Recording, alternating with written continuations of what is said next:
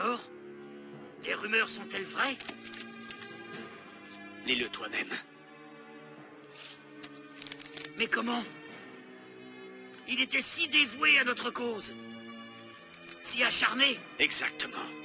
Saul est un acharné. Et il est déterminé. C'est précisément pour cela que nous devons l'arrêter, avant qu'il n'ait l'occasion de causer des problèmes. Il faut que nous trouvions Saul. Et il faut que nous le trouvions très vite. Ah.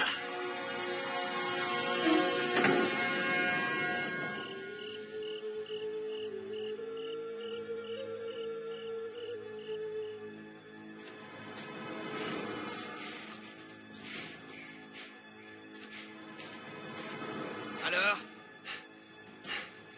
Eh bien, on ne l'a trouvé nulle part. Ces maisons-là, fouillez-les. À vos ordres. Ça va aller. Très bien, nous sommes prêts. Des ordres du gouverneur? Cet homme doit être très dangereux.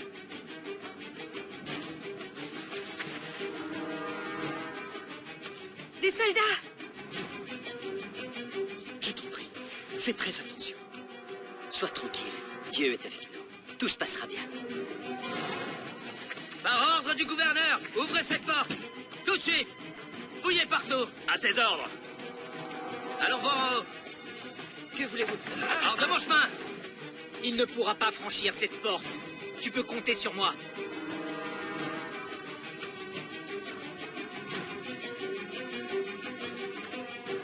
Cette maison, c'est là.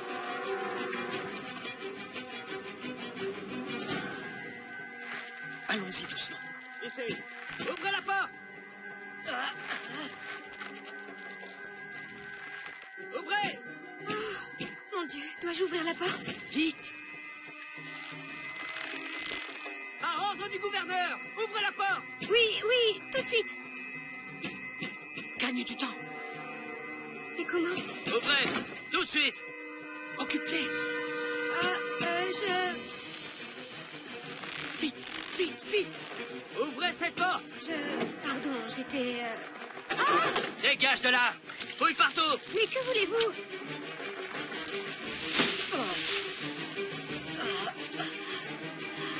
Que se passe-t-il? Que voulez-vous? Écarte-toi. Si vous nous disiez ce que vous cherchez, nous pourrions peut-être vous Tais-toi. aider. Écarte-toi de la fenêtre. Nous pourrons vous apporter notre aide si tu m'en dis Je un peu t'ai dit plus. de te taire. Ce n'est rien, ce n'est rien. Alors? Je n'ai rien trouvé. Il n'y a personne d'autre dans cette maison. En route.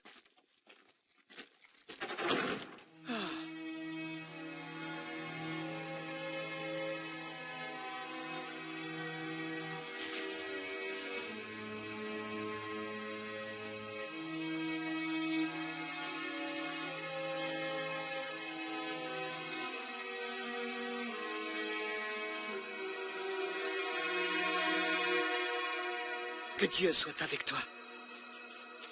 Que Dieu t'accompagne et te protège, Saul.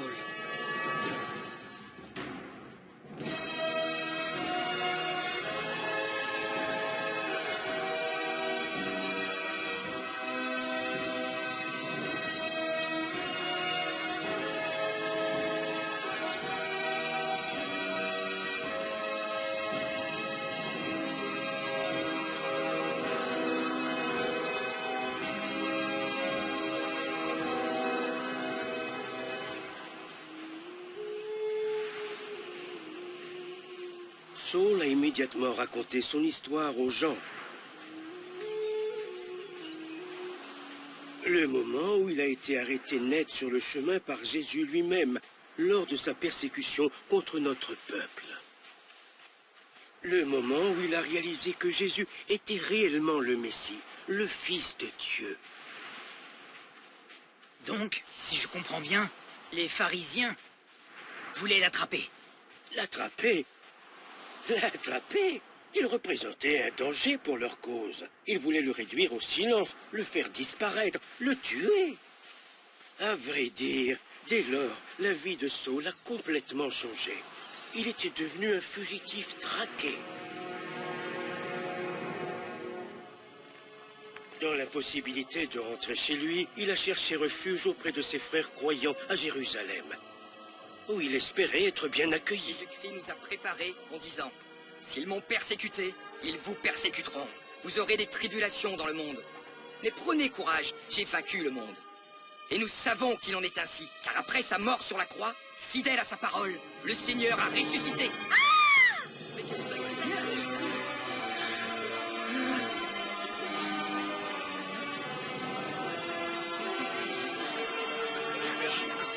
C'est lui! C'est Saul de Tarse! N'ayez pas peur. Je vous en prie. Il a pénétré dans nos foyers et traîné nos frères en prison. Je ne suis plus le même. Bien sûr que si, j'étais présent, Mais regardez, il n'y a pas de soldats. Il semble qu'il soit venu seul. Je suis venu tout seul.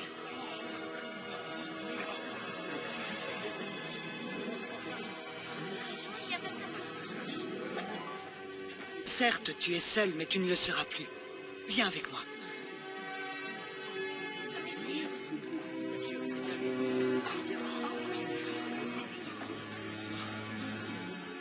Tu l'as amené ici? Il est dans la pièce d'à côté. Dans la pièce de... Barnabé, mais à quoi penses-tu? Te rends-tu compte de qui est cet homme? Je l'ai entendu parler de Jésus-Christ, à Damas. Je connais parfaitement son passé. Je sais qui il était avant de rencontrer le Seigneur. Rencontrer le... Oui, le Seigneur, sur le chemin de Damas. Il s'y rendait pour persécuter nos frères croyants. Pierre, cet homme a les mains tachées du sang de nos frères. Je te dis qu'il est coupable. J'ai été pardonné. Est-ce si difficile pour toi de croire que Dieu est capable de pardonner à un homme qui a autant péché que moi?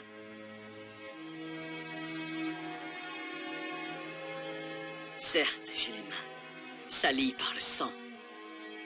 Mais Jésus s'est révélé à moi. À moi. Il m'a parlé. Il m'a changé. Dorénavant, je porterai la parole du Seigneur partout et à tous. Et ce, quoi qu'il en coûte. Il se tenait là, un homme changé comme nous n'en avions jamais vu. Comment Pierre pouvait-il lui refuser sa confiance? Après tout, le Seigneur lui-même ne lui avait-il pas pardonné sa trahison?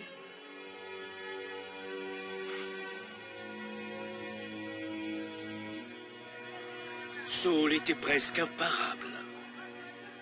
Je l'ai vu. J'ai vu Jésus-Christ. Cet homme qui a bel et bien été crucifié. Cet homme que j'avais méprisé, que j'avais insulté. Mais aujourd'hui, je sais que cet homme est notre Seigneur, le Fils de Dieu. Et désormais, je vais répandre la parole de Dieu, quitte à en souffrir. Il dit sans aucun doute la vérité. Et pourquoi dis-tu cela? Parce que cet homme est Saul. Nous connaissons l'acharnement avec lequel il a persécuté les disciples de Jésus. Cependant, il vient vers nous et nous explique qu'il renie complètement tout ce qu'il a fait auparavant. Ça ne peut pas être un mensonge. Continue, Saul. Nous t'écoutons. Je suis ravi de savoir que tu es disposé à souffrir pour ce Jésus. Parce que ta vie sera faite de souffrance. Je te le garantis.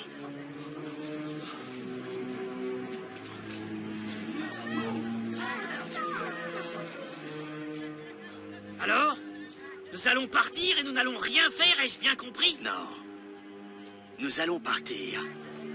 Et d'autres personnes vont s'occuper de lui. Nous attendrons qu'il soit tout seul.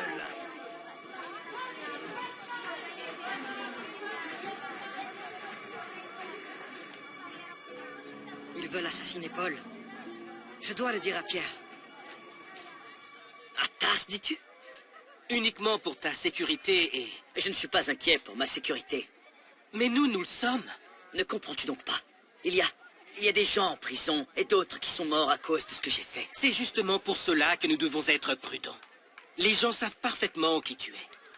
Quand tu raconteras ton histoire, elle touchera le cœur de beaucoup d'autres personnes. Peut-être même d'autres personnes comme toi. Les pharisiens le savent très bien. Et ils voudront t'en empêcher. Saul, tu es une menace pour eux. Tu dois aller à Tarse pour ta sécurité. Mais je veux... Ainsi que pour la sécurité des autres croyants. Du moins pour l'instant. Nous devons livrer sa bataille à sa manière, pas à la nôtre. Que Dieu t'accompagne, Saul.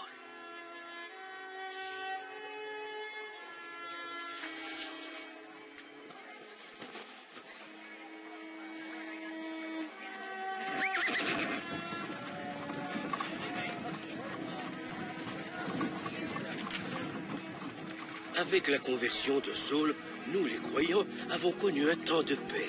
Et durant cette période, notre nombre a grandi. Mais pas seulement parmi les Juifs. À notre grande joie, le message de Jésus a été accepté par des Juifs comme par des non-Juifs. Quel que soit leur passé, leur religion ou leur race, le Christ était présent pour tout le monde. Et lui, il accueillait tout le monde. Que Dieu a ressuscité d'entre les morts. Une fois que Jésus a été baptisé, Jean vit l'Esprit de Dieu descendre comme... Voyez-vous, Dieu n'a pas envoyé son Fils sur notre terre pour la condamner.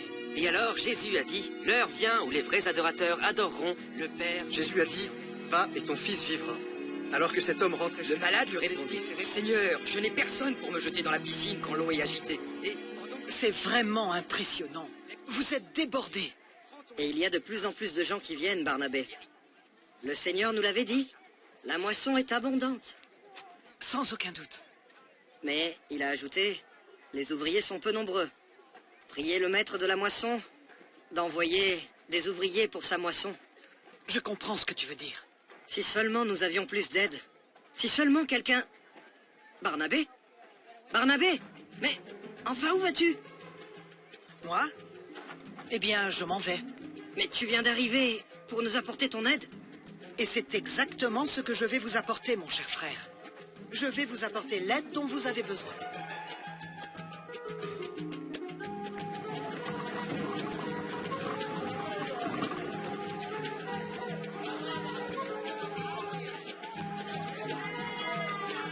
Excuse-moi, je cherche Saul. Il est par là. Ah ah!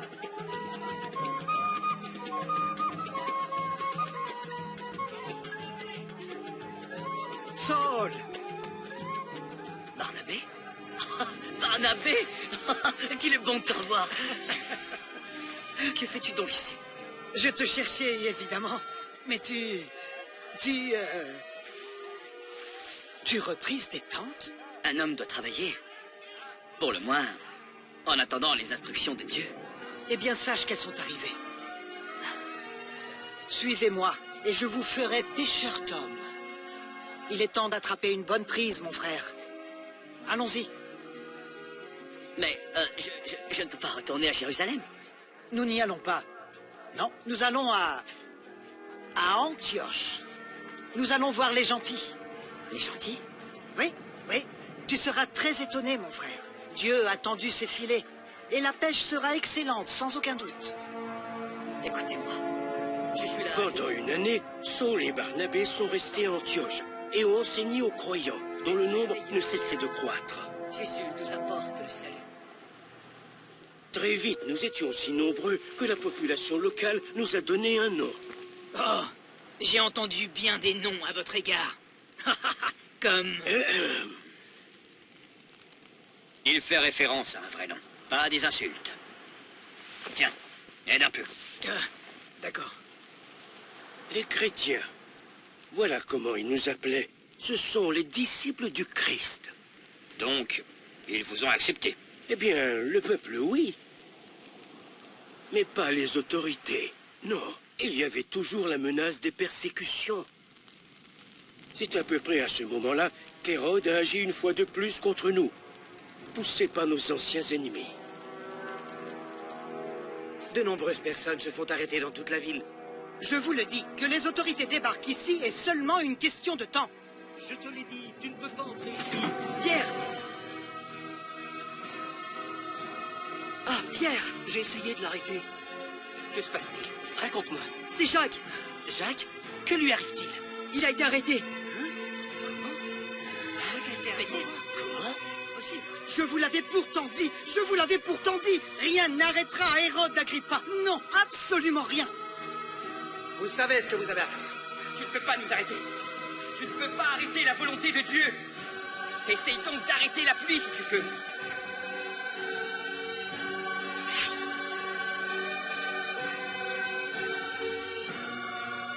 Seigneur, je viens te rejoindre.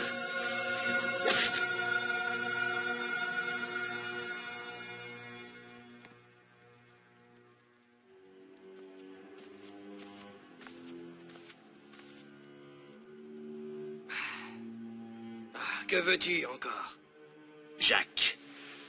Tu étais là. Il est mort. Mais pas sa religion.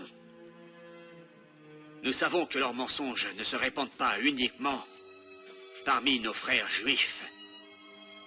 Que veux-tu dire? Cette religion, Hérode, est enseignée à tout le monde et dans toutes les villes. Samarie, Jopé, Antioche. Ils enseignent même aux Grecs.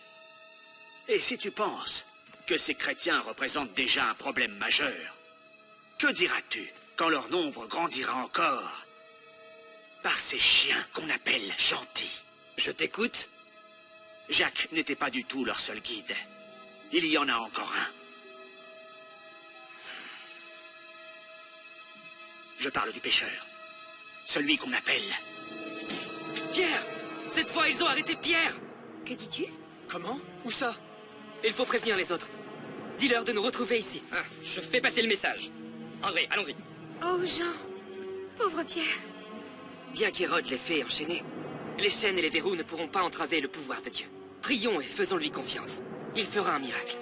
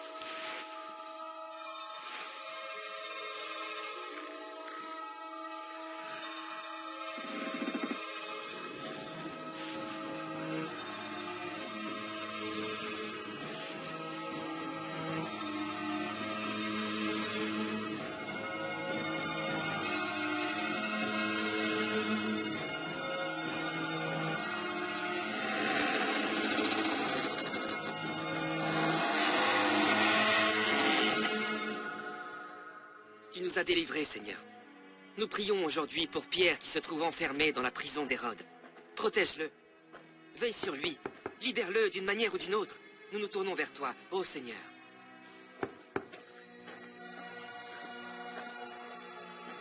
Qui est-ce? C'est moi. C'est Pierre. Ouvre la porte. Oh, qui ça? Pierre. C'est moi, Pierre. Ouvre. C'est Pierre. Comment? Pierre est là, il est devant la porte. Que dis-tu? Devant la porte? Mais Pierre est en prison.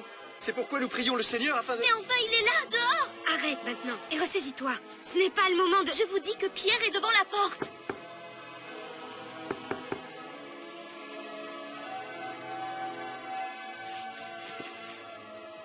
Jean, fais très attention. Pierre, ferme la porte. Comment t'es-tu évadé? Mais que s'est-il passé? Mais enfin, Pierre, comment? Par le pouvoir de Dieu. Que veux-tu dire? Un ange du Seigneur m'a fait sortir de prison. C'est un miracle. Même les gardes ne se sont rendus compte de rien. Explique-moi Il n'y a pas de temps pour les explications. Je dois m'enfuir de la ville. Nous allons avoir des problèmes. J'en suis sûr quand ils réaliseront que... Évadé? Évadé? Nous avons fouillé les lieux. La porte est fermée à double tour, il ne pouvait pas sortir. Et pourtant... Pourtant? Je suis désolé, mais il a disparu. Il s'est évadé. Exécutez-les! Sur le champ! Comment? Pitié! Nous n'avons rien fait de mal. Pitié! Pitié! Je vais anéantir ces fauteurs de troubles, même si cela doit me coûter la vie. Nous n'avons rien fait de mal. Pitié, S'il vous plaît. Pitié! Pitié!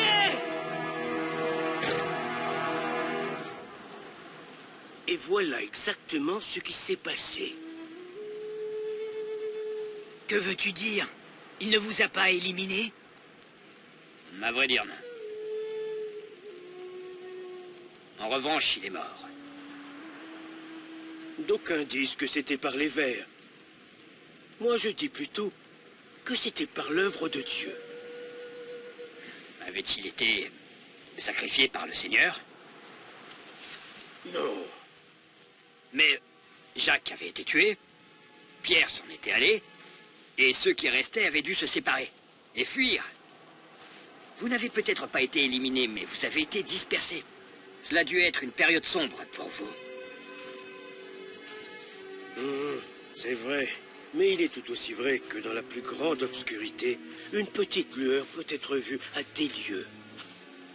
Jésus nous a dit, « Je t'ai établi pour être la lumière des nations, pour apporter le salut jusqu'aux extrémités de la terre. » Mais il y avait un prix à payer. Nous l'avons retrouvé. Saul? Paul. Voilà comment il se fait appeler maintenant, par un nom romain. Donc, il a renié son nom juif. Dans l'intention, comme nous l'avons entendu dire, de devenir le serviteur de tous afin d'attirer le plus grand nombre vers Jésus-Christ le Messie. Plutôt pour tromper le plus grand nombre, dirais-je. Et donc, où est ce traître? À Lystre. Mais depuis le départ d'Hérode, nous y avons peu d'alliés. Parmi les autorités, peu, en effet. Mais nous avons d'autres moyens à notre disposition. Envoie un message à nos frères pharisiens de Lystre. Dis-leur de surveiller de près le moindre rassemblement, la moindre agitation. Peu importe où ils auront lieu, Saul en fera certainement partie. Paul. Comme je te l'ai dit, il se fait désormais appeler Paul. Oui, merci, j'avais compris. Je me fiche du nom qu'il porte. Je me fiche qu'on l'appelle Saul, Paul ou César. Qu'on transmette le message à Lystre. Le moindre trouble provoqué dans cette ville par Paul peut jouer en notre faveur. Il est guéri! Regardez! Regardez! Je peux marcher! Je peux marcher! Mais c'est impossible. Regardez! Regardez-le! Mais comment est-ce arrivé? Ce sont eux! Je les ai vus! Ils ont guéri cet homme! S'il vous plaît, j'ai un frère malade.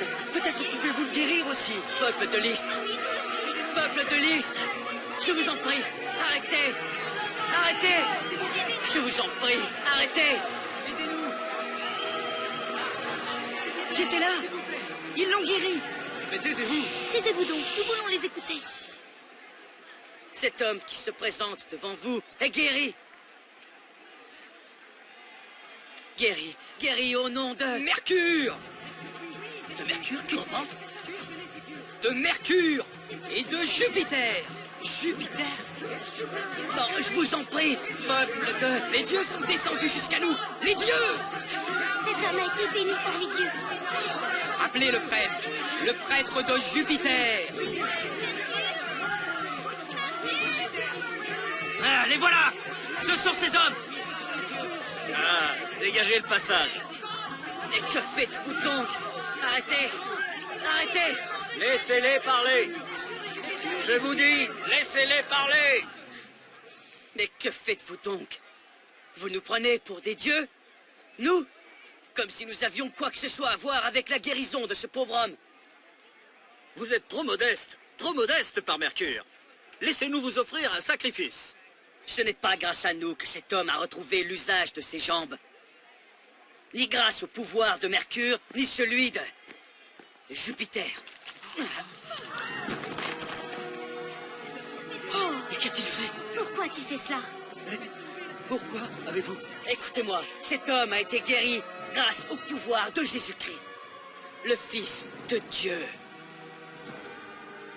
Le Fils de Dieu? Non. Non!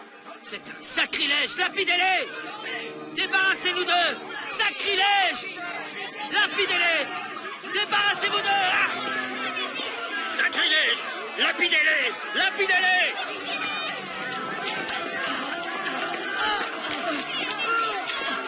Paul, Barnabé, je dois aller chercher de l'aide. Partons. Je veux les voir. Je veux m'assurer qu'ils sont bien morts.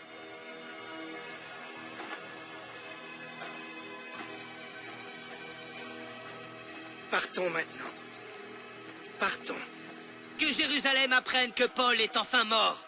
Immédiatement.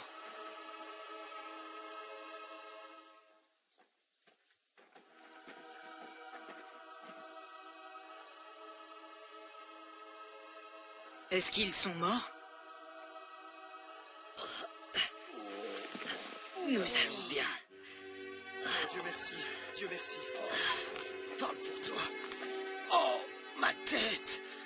Aide-moi à me relever. Doucement, laisse-moi t'aider. Je vais te porter. Ça va, je vais bien. Doucement. Où vas-tu donc?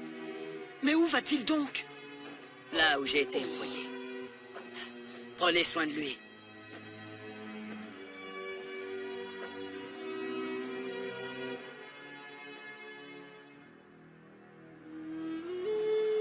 Il est alors revenu en ville? Eh bien, disons que Paul était obstiné. Oui, exact, et à plus d'un titre, semble-t-il. N'était-il pas blessé? Si, d'ailleurs, il s'y est rendu en boitant. Mais pouvez-vous imaginer l'impression que cela causait sur les gens? Il est immédiatement revenu leur parler de Jésus. Et ils l'ont écouté. Ils l'ont écouté parce qu'il leur parlait le corps tout ensanglanté. Paul ne voulait pas renoncer, et il a fait de son mieux pour encourager d'autres croyants à suivre son exemple. Soyez forts. Restez fermes dans votre foi. Soyez convaincus que Jésus-Christ nous accompagne à chaque moment.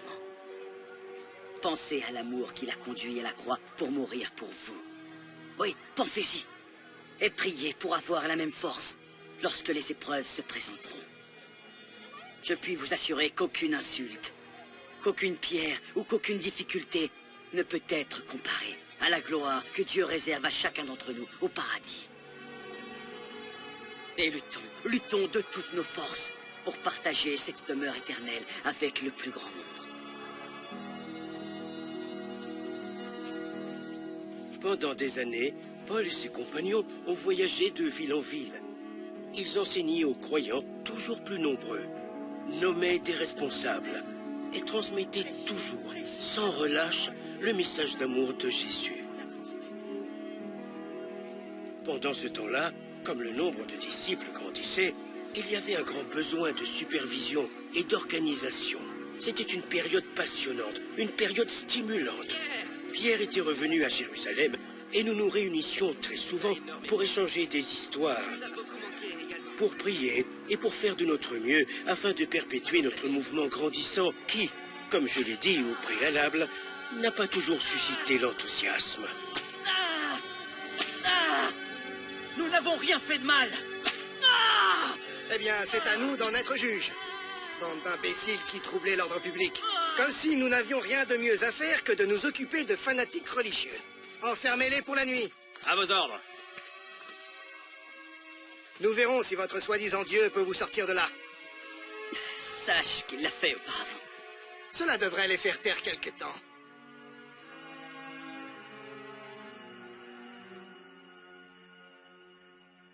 À minuit, je me lèverai pour te remercier, pour te louer. Ne se taira-t-il donc jamais?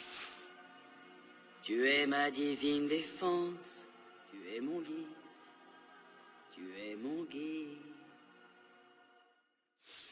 Silas, je suis toujours là. Je croyais que ma chanson t'avait effrayé.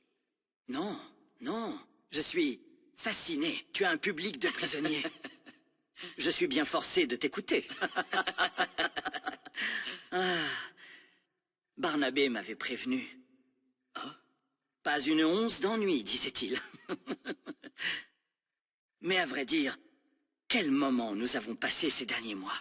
Le Seigneur a été généreux. Nous devons lui être reconnaissants. En effet, je te louerai parmi les nations, ô Éternel.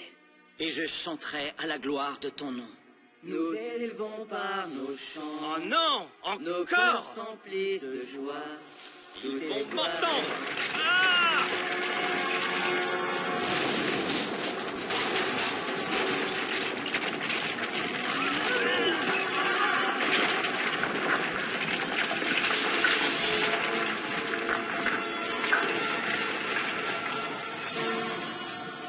Oh non! Il va me tuer! Le magistrat demandera ma tête! Qu'est-il arrivé? Les prisonniers! Ils se sont évadés! Je suis un homme mort! Arrête! Ne fais pas une telle chose. Nous sommes là. Ne te cause aucune blessure. Dieu? Est-ce Dieu qui a fait cela?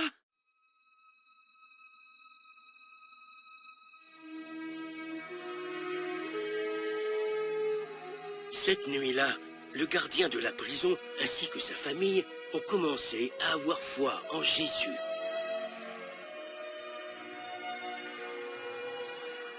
Et le lendemain,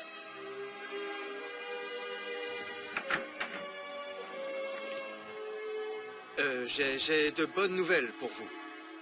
En fait, le magistrat a décidé de vous remettre en liberté. De nous remettre en liberté? Le magistrat? Oui. De plus, il souhaiterait que vous profitiez de cette occasion pour quitter la ville. Il nous a arrêtés. Nous, citoyens romains. Il nous a condamnés, nous a fouettés, nous a emprisonnés. Tout cela publiquement. Et maintenant, il souhaite que nous partions discrètement.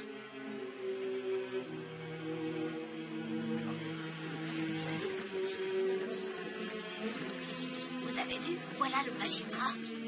Il accompagne les hommes qu'il a fait fouetter.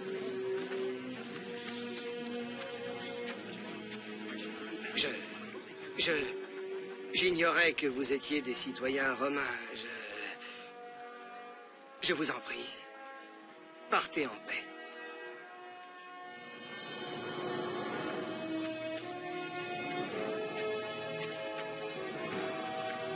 Que se passe-t-il? Pourquoi les laisse-t-il partir? La nuit dernière, vers minuit, les deux prisonniers chantaient. Il y a eu un tremblement de terre. Les murs se sont effondrés. Je me suis réveillé. Dès lors, Paul est allé prêcher la bonne parole dans de nombreux pays. En Corinthe, en Grèce, en Syrie.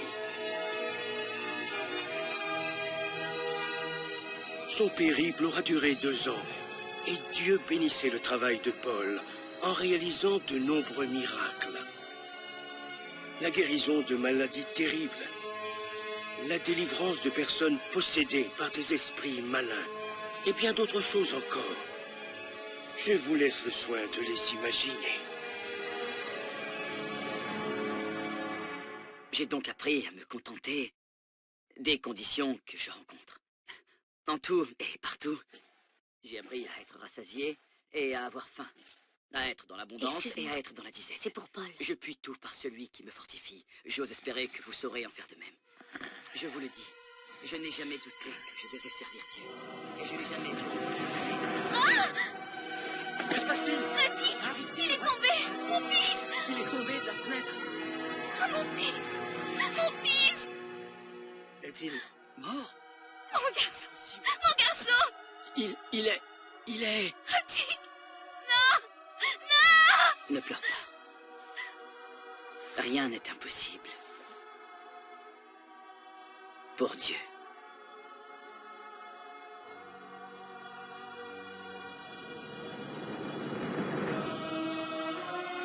Attic, mon garçon. Oh. C'est un miracle. Vous avez vu? Il était mort. Et il a ressuscité. Je ne comprends pas. Toutes ces merveilles qui soi-disant sont arrivées. Alors, pourquoi? Pourquoi ces persécutions? Ces flagellations? Pourquoi es-tu ici? Un homme de 90 ans qui porte des chaînes. C'est à cause du danger. Du danger? Quel danger? Regarde-le. Et regarde-nous donc.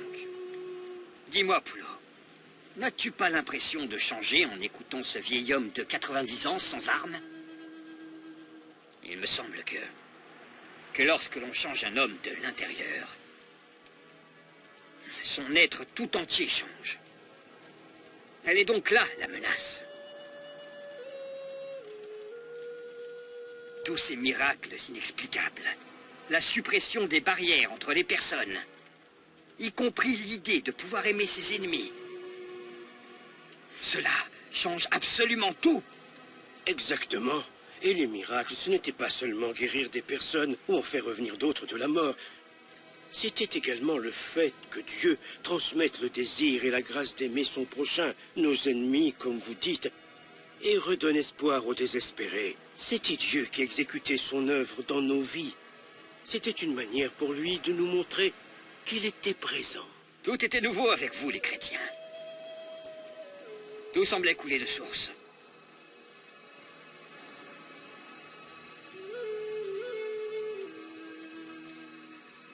Tu ne le comprends pas, Poulot. Ce n'était pas seulement une nouvelle religion, un nouvel ensemble de règles ou de croyances. Il n'a jamais été question de cela. Il s'agissait plutôt de Jésus, en vie, habitant dans le cœur de chacun des croyants, dans le cœur de ceux qui viendraient vers lui. Les barrières ont été mises à bas, riches, pauvres, maîtres, esclaves. Les gens commençaient à se soucier les uns des autres, à prendre soin les uns des autres. Une révolution. Enfin, en quelque sorte. Mais pas du tout violente. C'était quelque chose de bien plus puissant, n'est-ce pas? Ils ont finalement bouleversé le monde entier. Voilà ce qu'on disait de nous. C'était bien le cas. Ce mouvement était imparable.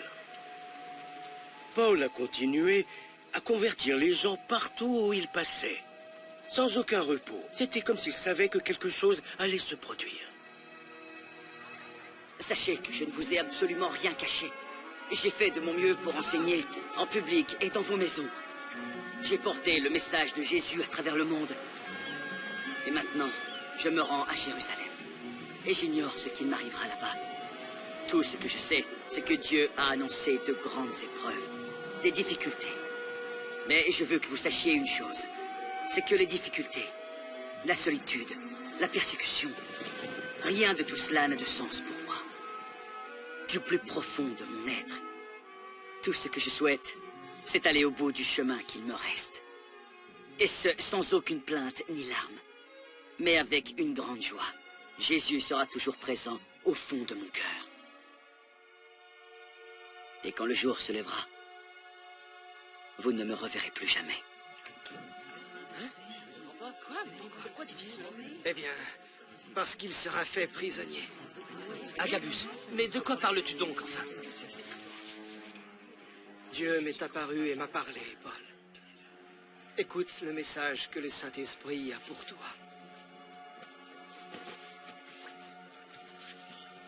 L'homme à qui appartient cette ceinture, les Juifs le liront de la même manière à Jérusalem et le livreront entre les mains des païens.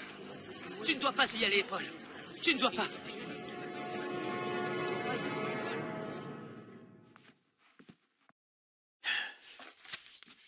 Alors?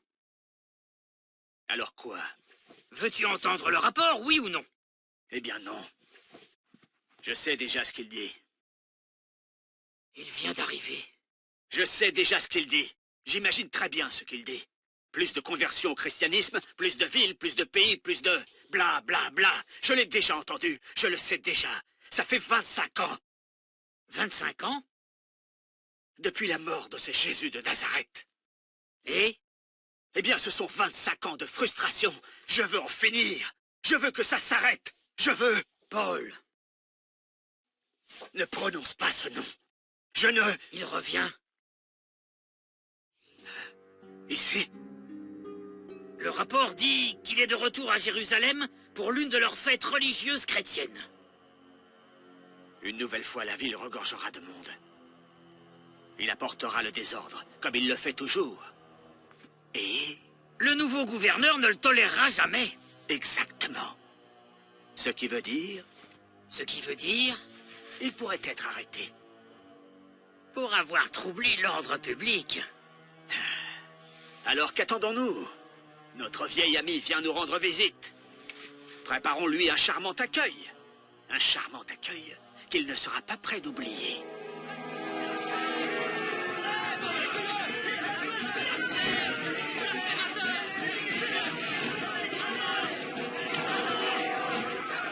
C'est le moment. Vas-y. Voici l'homme dont vous avez entendu parler. Saul de Tarse, le blasphémateur, qui enseigne à tout le monde à aller à l'encontre de notre religion. Je ne fais rien de la sorte. Blasphémateur! Je n'ai jamais rien fait de la sorte. Je parle uniquement de ce que Dieu m'a enseigné. Laissez-moi parler. Et en plus, laissez-moi parler. Il est venu avec ses compagnons, des étrangers qui sont interdits dans notre temple.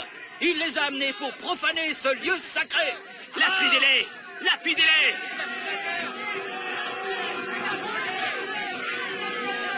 Écartez-vous. Circulez. J'ai dit dégagez. Mais qu'est-ce que tout cela veut dire? Cet homme a perturbé le culte paisible. Je suis jugé sans avoir été entendu. Le culte paisible de notre temple. C'est un fauteur de troubles. Je n'ai rien fait de... Un blasphémateur. Emmenez-le. Hors de ma vue. Suis-moi. Écartez-vous. Reculez. Reculez, je dis. Fouettez-le. Allez. Reculez. Quoi? Reviens ici. Tu n'as pas le droit. Oh, pourquoi? Parce que tu es un citoyen juif modèle, peut-être? Non. Simplement parce que je suis romain. Un citoyen de Rome.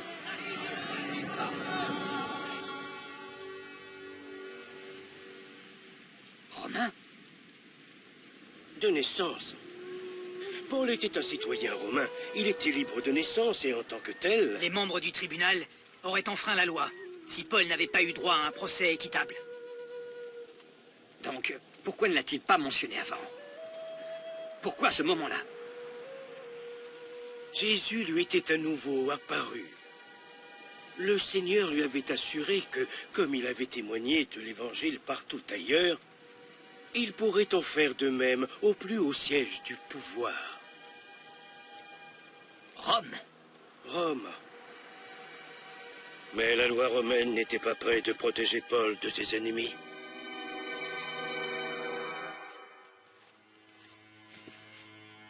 Un serment? Nous sommes 40. Nous ne mangerons pas et ne boirons pas tant que nous ne serons pas débarrassés de Paul. Débarrassés? En le tuant.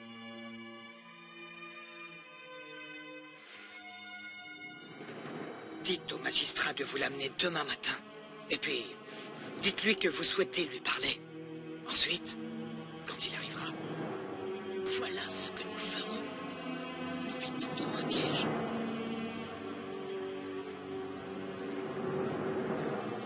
Que veux-tu? Il faut que je voie le tribun.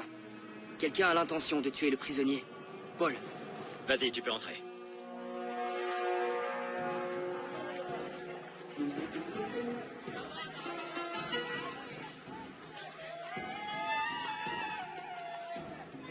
Ils arrivent.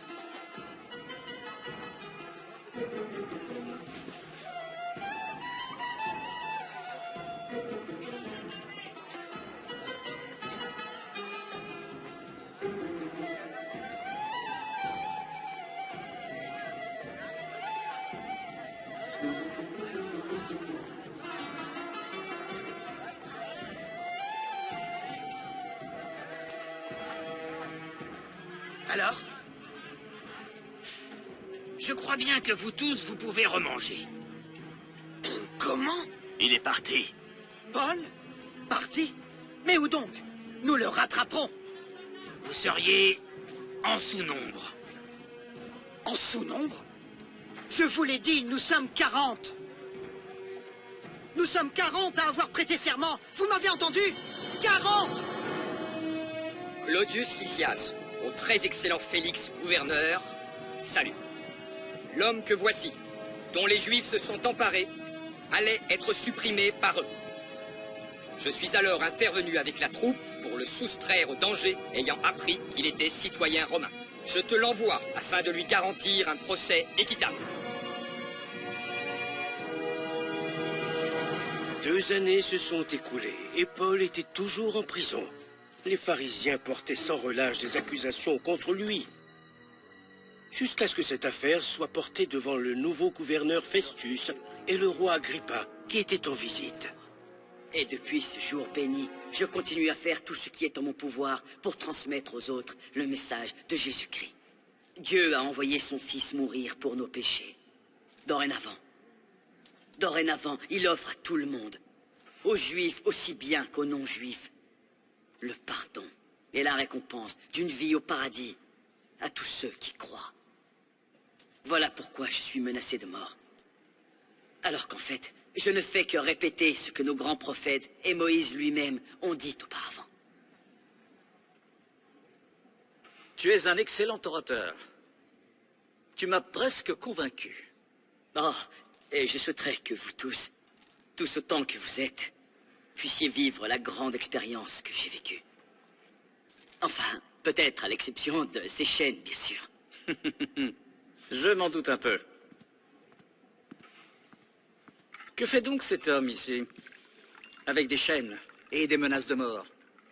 Je suis d'accord. C'est un homme de conviction. Un homme qui a l'air sincère. Et qui ne mérite certainement pas la mort. Il pourrait être libre s'il n'avait pas fait appel à Rome. Mais il a demandé à être entendu par César.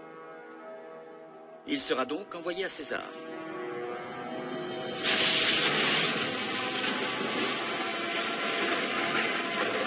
Descendez les canots de sauvetage sur le champ. Que fais-tu? Vous voulez survivre, n'est-ce pas? Soit c'est ça, soit c'est ça, soit nous mourrons. Nous ne mourrons pas. C'est Dieu qui me l'a dit.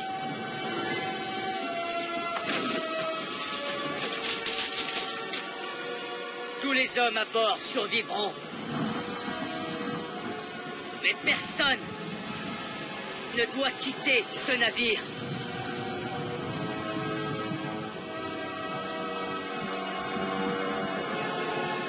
Fais ce qu'il a dit.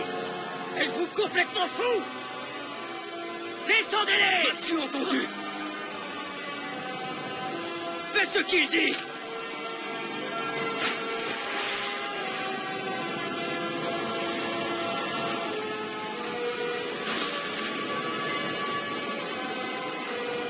Nous mourrons à cause de toi!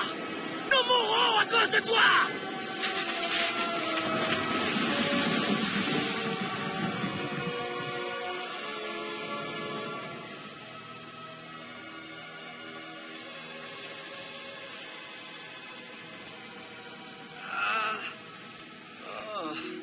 Tiens, bois ça.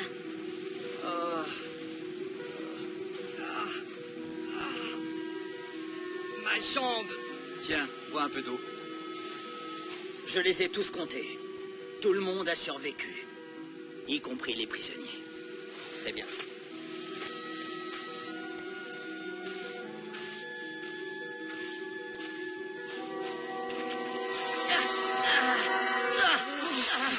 Une vipère!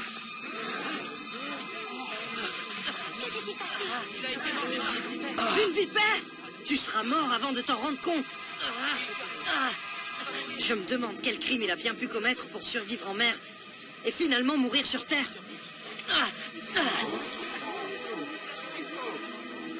Laisse-moi regarder ta main. Je crois que je vais bien.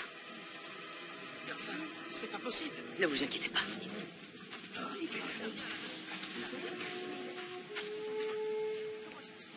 C'est tout à fait impossible. Il devrait être mort. Mais que fais-tu? Eh bien, tout le monde a froid. Nous avons besoin de plus de bois pour les feux de camp. Paul a donc survécu à la morsure du serpent, et certaines personnes l'ont pris pour une espèce de dieu. Paul, bien évidemment, l'a tout de suite démenti. Mais il en a profité pour leur parler de Jésus. Lorsque Paul a miraculeusement guéri le père du chef de l'île par la prière, la nouvelle s'est rapidement répandue. Bientôt, de nombreuses personnes malades lui ont été amenées et elles ont également été guéries. Ils auront finalement passé 3 mois sur l'île. Paul enseignait. Dieu imposait sa présence parmi eux. Et beaucoup de vies ont alors changé. Lorsque l'hiver s'est terminé, ils ont repris leur voyage. Ils sont finalement arrivés à destination, à Rome.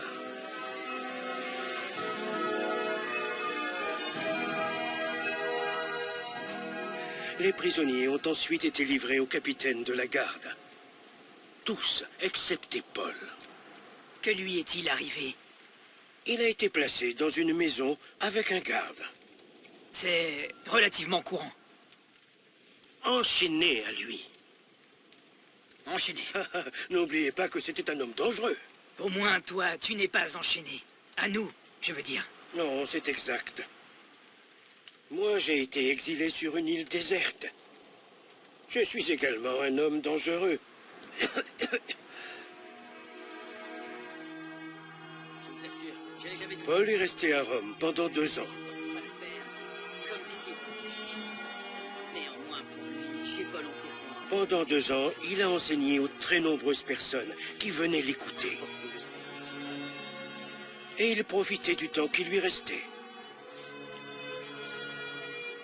Jusqu'à ce que...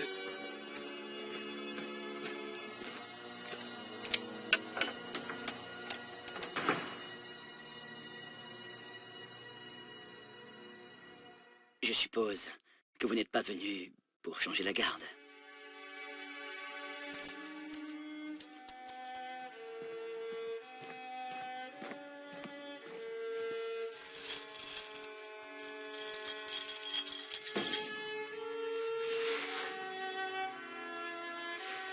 Je suis prêt.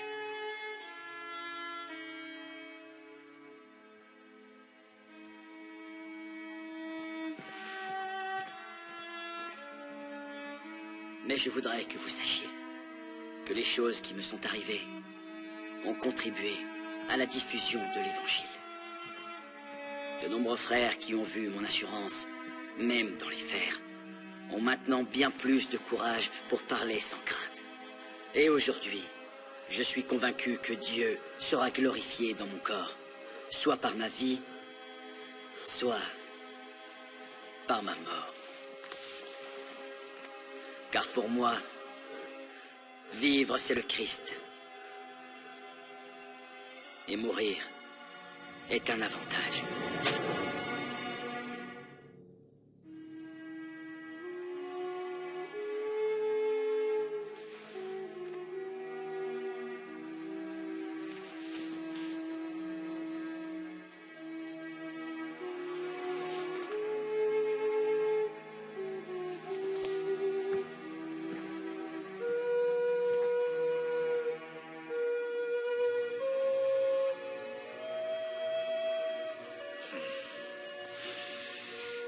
C'est fini. Paul est mort.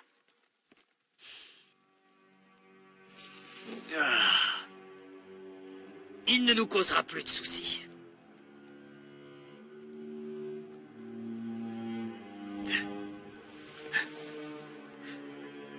Que se passe-t-il? À Rome. Qu'a-t-il fait tout ce temps? Qu'a-t-il donc fait pendant tout ce temps?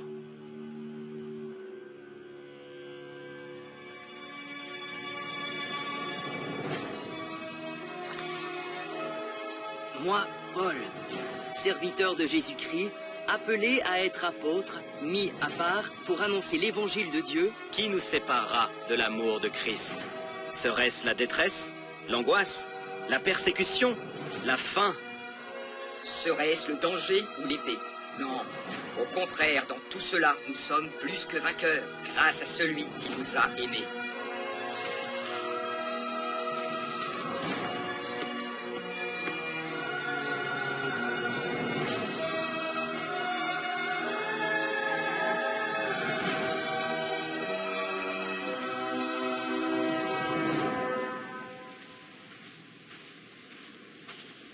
grâce à son témoignage, a éclairé de très nombreuses personnes. Il était fidèle dans la vie, et fidèle jusqu'à la mort. Et puis les autres sont tombés, un à un. André a été crucifié. Matthieu est mort en martyr en Éthiopie. Thomas en Inde. Jacques a été jeté hors du temple et lapidé. Jude a été assassiné en Perse et Pierre a été lui aussi crucifié, la tête en bas.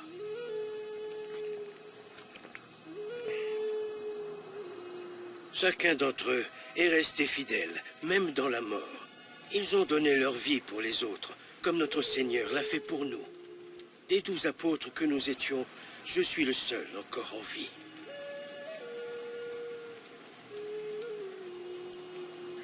Pour continuer à témoigner.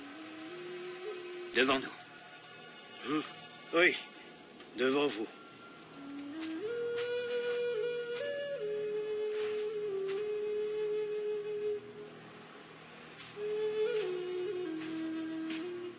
Je vais monter là-bas pour prier quelques instants. Ne vous inquiétez pas, je ne vais pas m'évader. Je suppose que la question est... Cela en vaut-il la peine? Je veux dire, est-ce que ça vaut la peine de tout abandonner comme il l'a fait pour suivre Jésus-Christ? Je suppose que c'est une décision que chaque personne doit prendre en pleine conscience. Enfin, Titus, si tu te convertis à la même religion, tu sais très bien ce qui t'arrivera.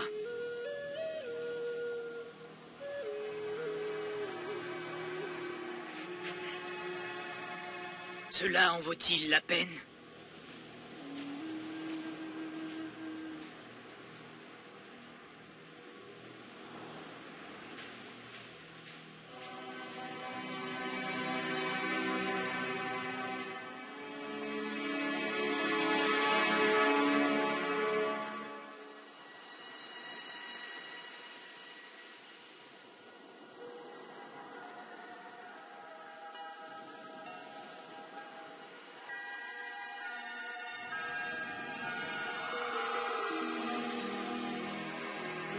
Moi, Jean, serviteur de Jésus-Christ, banni sur cette île de Patmos à cause de mon témoignage, j'ai reçu une vision de ce qui va arriver.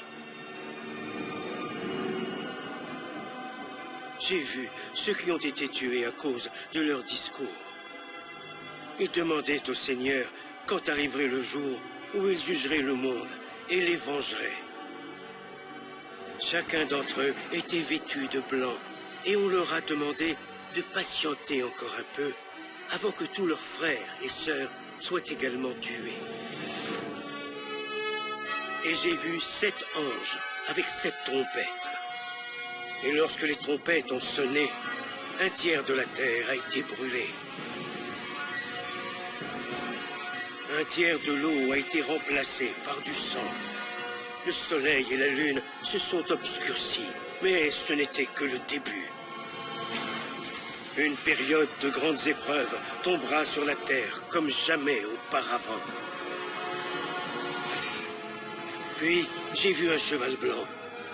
Celui qui le montait avait des yeux comme une flamme de feu. Il portait une robe couverte de sang. Les armées du ciel le suivaient. Il était le roi des rois et le seigneur des seigneurs. De sa bouche sortait une épée aiguë pour frapper les nations et mener la guerre.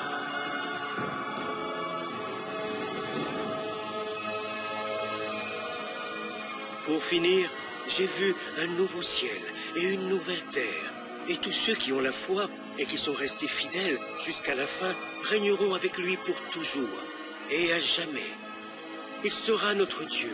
Et nous serons son peuple.